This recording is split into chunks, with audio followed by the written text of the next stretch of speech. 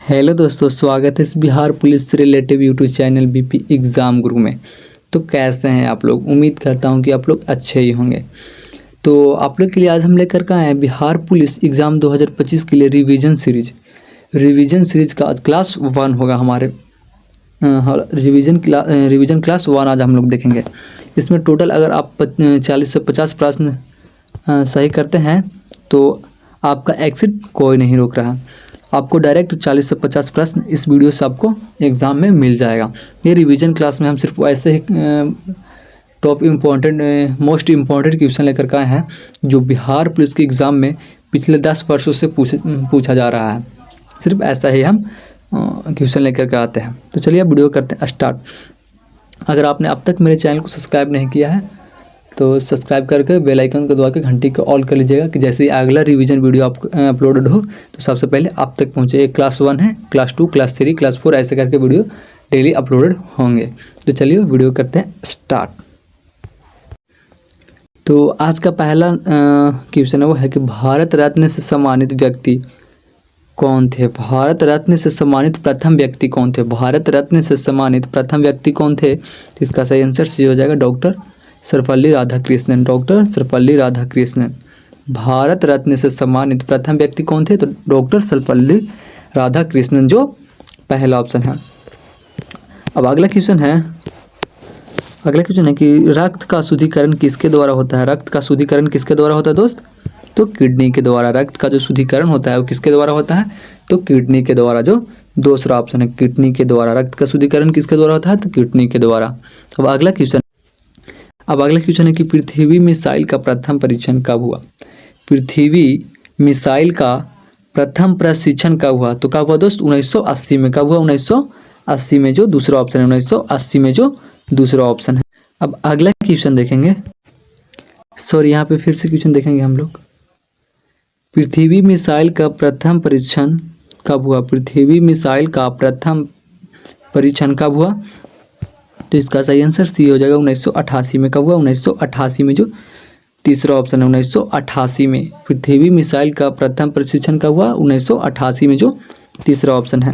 अब अगला क्वेश्चन है कि मनुष्य का हृदय समान स्थिति में प्रति मिनट कितने बार धड़कता है? मनुष्य का जो हृदय है और समान स्थिति में प्रति मिनट कितने बार धड़कता है? तो कितने बार धड़कता है? इसका सही आंसर बी हो जाएगा 72 बार। कितने बार? 72 बार धड़कता है। मनुष्य का हृदय समान स्थिति में प्रति मिनट में कितने बार धड़कता है? मतलब 1 मिनट में कितना बार धड़कता है? तो 72 बार। सिर्फ टॉप एकदम ऐसे 80 क्वेश्चन लेकर के आए हैं जो बिहार पुलिस से डायरेक्ट बिहार पुलिस का आपको एग्जामों में छप जाएगा। ऐसा क्वेश्चन लेकर के आए हैं आज हम। डेली एक सेट रिवीजन आपको करवाएंगे। क्लास 1 आज का है। वीडियो को पूरा देखेगा। तो अगला क्वेश्चन है, नेक्स्ट क्वेश्चन था कि रैमन मैग्सेस पुरस्कार किस देश के द्वारा प्रदान किया जाता है? रैमन मैग्सेस पुरस्कार जो है वो किस देश के द्वारा प्रदान किया जाता है? तो किस देश के द्वारा प्रदान किया जाता है दोस्त? तो इसका सही आंसर डी हो जाएगा फिलीपींस, जो चौथा ऑप्शन है। फिलीपींस जो चौथा ऑप्शन है। अब अगला क्वेश्चन देखते हैं। नेक्स्ट क्वेश्चन है कि सर्वदाता रक्त समूह किसे कहा जाता है? सर्वदाता रक्त समूह किसे कहा जाता है? मतलब कैसा, कौन सा रक्त समूह होता है जो सभी मनुष्यों को दे सकता है, मतलब अधिकतर को दे सकता है वो? तो कौन सा है? इसका सही आंसर डी हो जाएगा। कौन सा? डी हो जाएगा ओ एक ऐसा रक्त समूह है जो अधिकतर मतलब रक्त समूहों को दे सकता है। अब अगला क्वेश्चन देखते हैं। अब अगला क्वेश्चन है कि भारत रत्न प्राप्त करने वाले प्रथम विदेशी थे। भारत रत्न प्राप्त करने वाले प्रथम विदेशी थे। तो इसका सही आंसर सी हो जाएगा खान अब्दुल गफ्फार खां जो तीसरा ऑप्शन है। भारत रत्न प्राप्त करने वाले प्रथम विदेशी कौन थे? तो खान अब्दुल गफ्फार खां जो तीसरा ऑप्शन है। अब नेक्स्ट क्वेश्चन है कि दागो और भूल जाओ के नाम से किस मिसाइल को जाना जाता है? दागो और भूल जाओ के नाम से किस मिसाइल को जाना जाता है? तो किस मिसाइल को जाना जाता है? तो नाग जो चौथा ऑप्शन है, नाग। अब अगला क्वेश्चन है ये था कि रक्त का पीएच मान कितना होता है? रक्त का पीएच मान कितना होता है? तो रक्त का पीएच मान कितना होता है?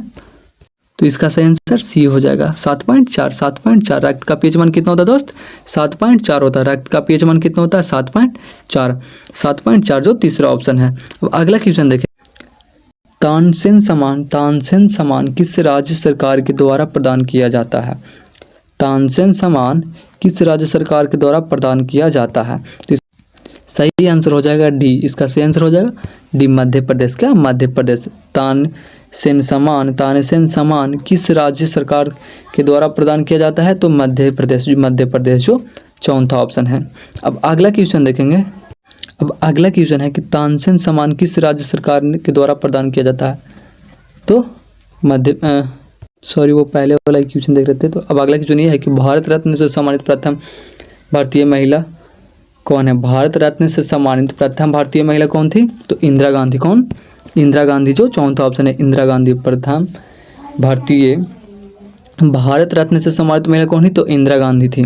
अब अगला क्वेश्चन है, तो ये क्वेश्चन है कि RDDO की स्थापना जो है वो किस वर्ष हुई थी? RDDO की स्थापना किस वर्ष हुई थी?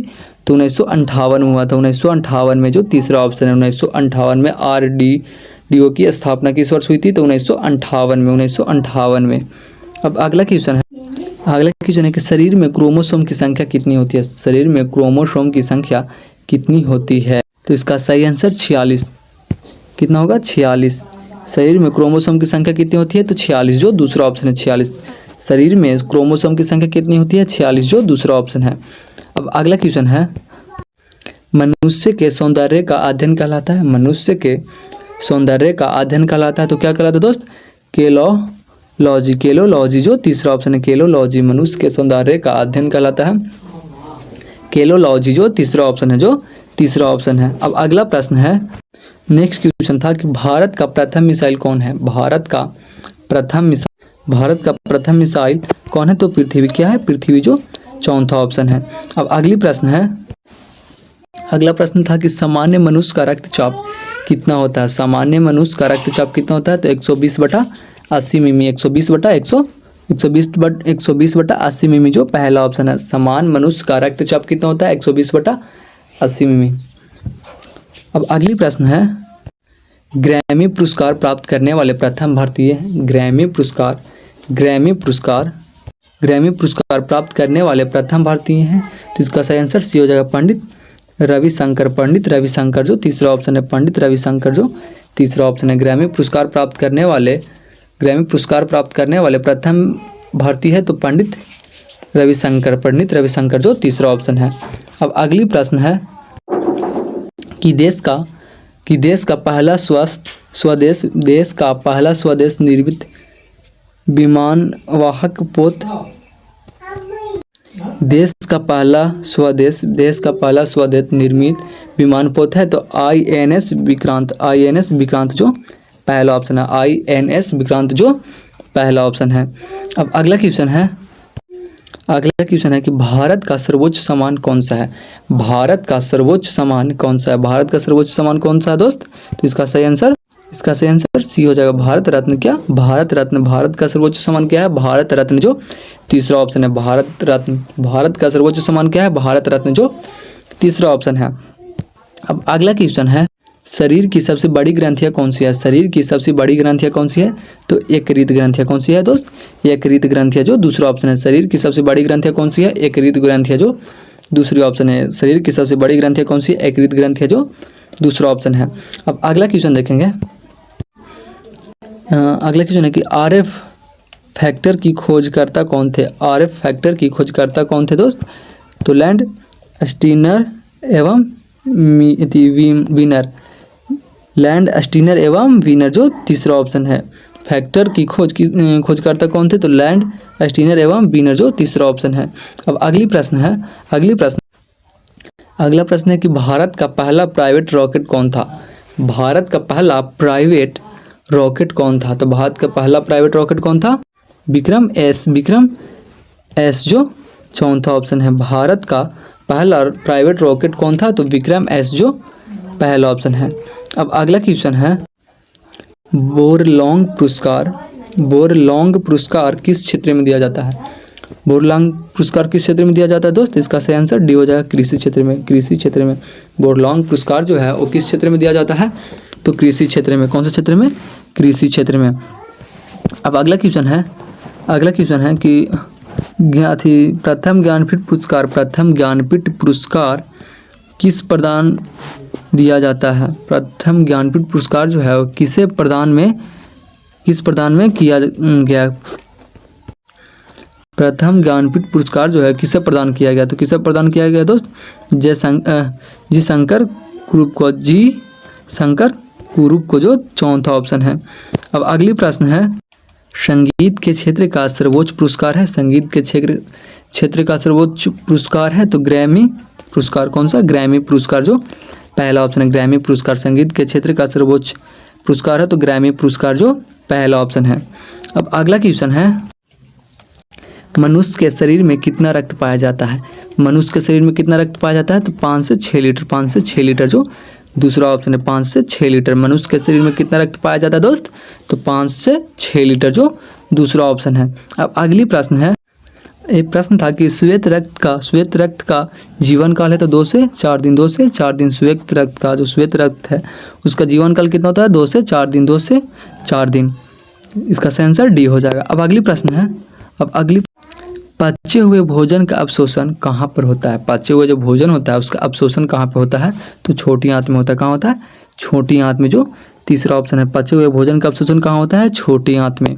अब अगला क्वेश्चन है, कौन एक टैंक रोधी मिसाइल है? कौन एक टैंक रोधी मिसाइल है? तो कौन है? अग्नि है। कौन सा?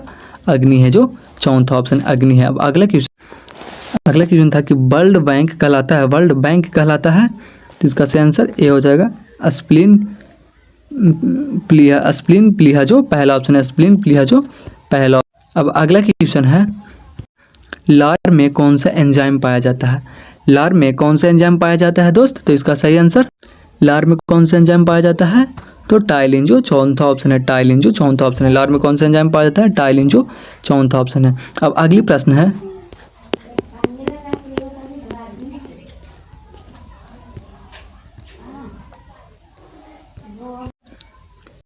अगला प्रश्न कि रक्तचाप किस यंत्र से मापा जाता है? रक्तचाप जो है वो किस यंत्र से मापा जाता है?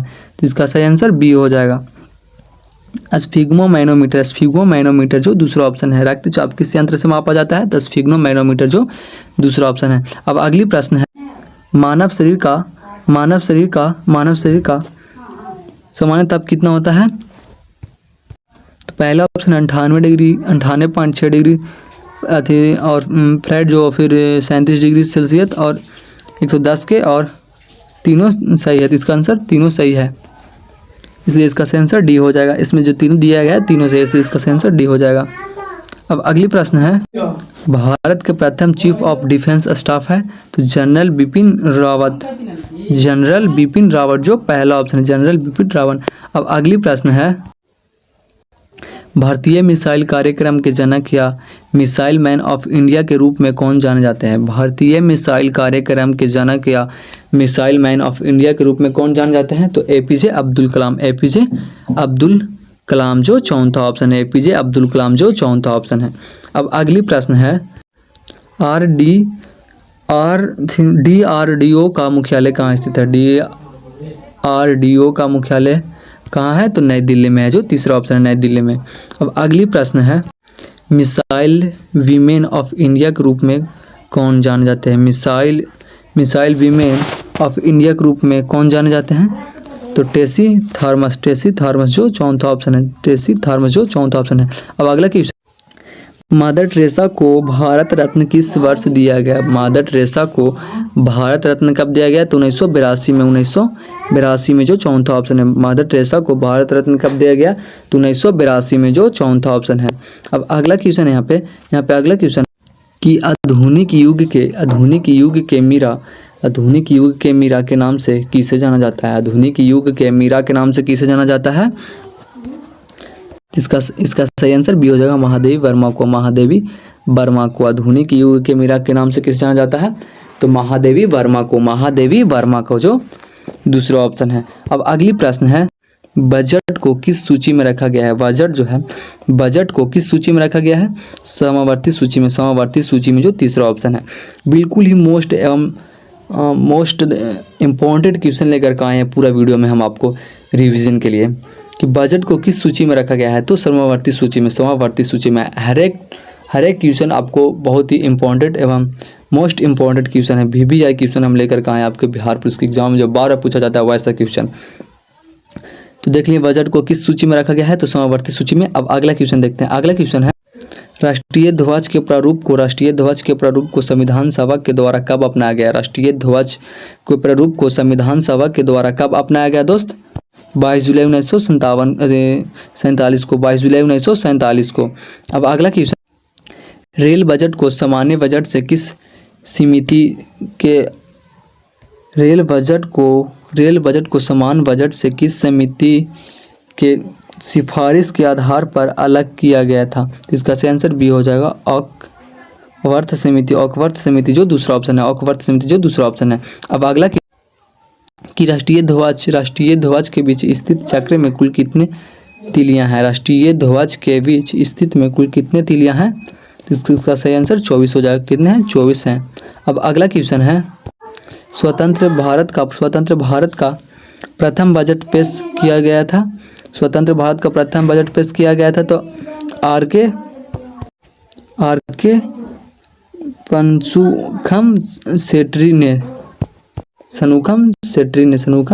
जो पहला ऑप्शन है। अब अगला क्वेश्चन है। अगला क्वेश्चन, भारत का राष्ट्रीय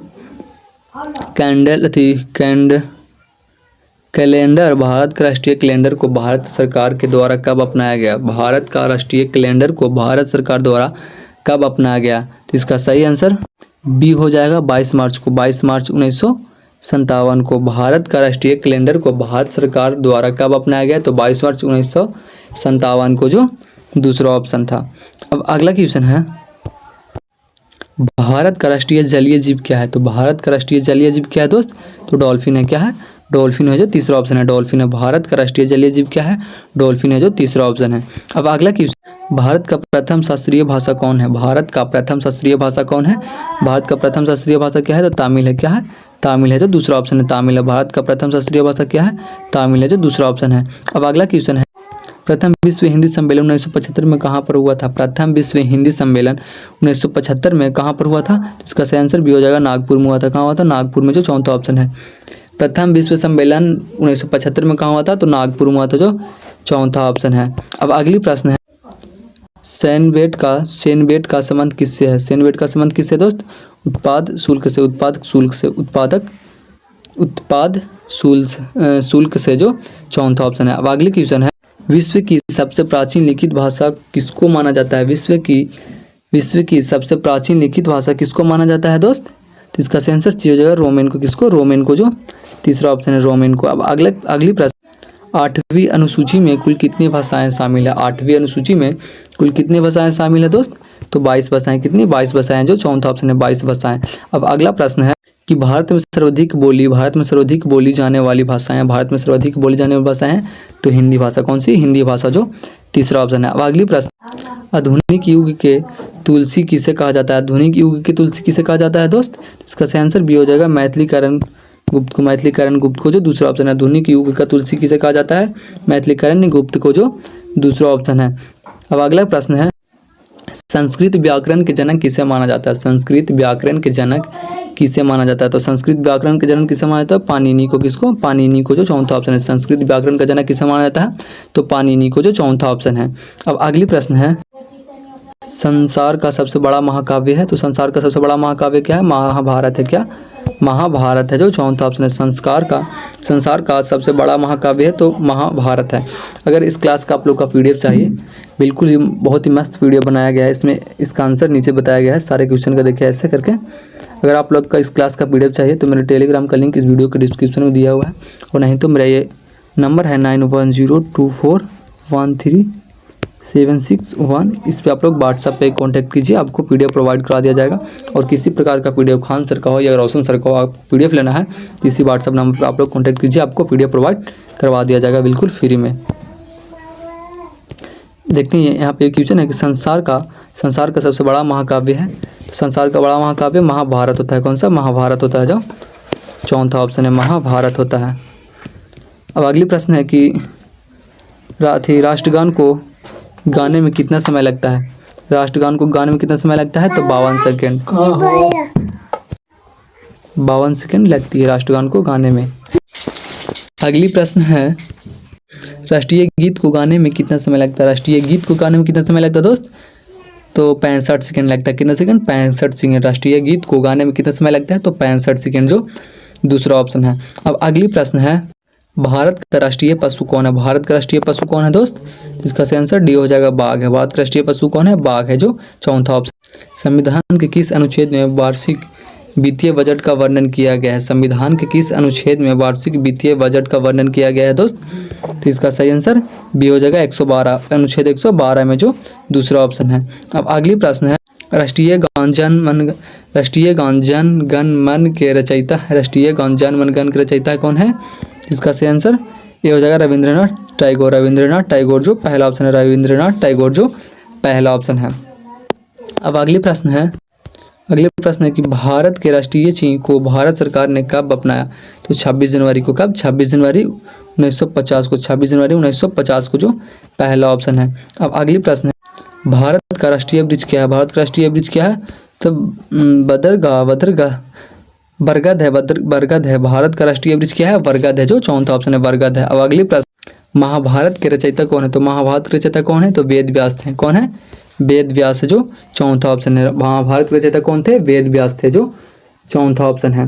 अब अगली प्रश्न है हिंदी दिवस किस तिथि को मनाई जाती है? हिंदी दिवस किस तिथि को मनाई जाती है दोस्त? तो 14 सितंबर को। किस दिन को मनाई जाती है? 14 सितंबर को, जो चौथा ऑप्शन है, 14 सितंबर को। हिंदी दिवस कब मनाई जाती है? 14 सितंबर।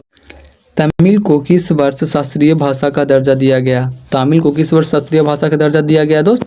इसका सही आंसर ये हो जाएगा 2004 में। 2004 में। तो कैसा लगा वीडियो ये कमेंट में ज़रूर बताइएगा। अगर वीडियो अच्छा लगा तो लाइक शेयर कमेंट करें। ऐसे रिवीजन के लिए सिर्फ मोस्ट इंपॉर्टेंट क्वेश्चन हम इस रिवीजन में लेकर के आए थे। आज क्लास 1 था, कल क्लास 2 रहेगा, क्लास 3 ऐसे करके डेली एक वीडियो अपलोड होगा रिवीजन का, जिसमें बहुत ही मोस्ट इंपॉर्टेंट क्वेश्चन हम सिर्फ लेकर के आएंगे आपके बिहार पुलिस के एग्जामों के लिए।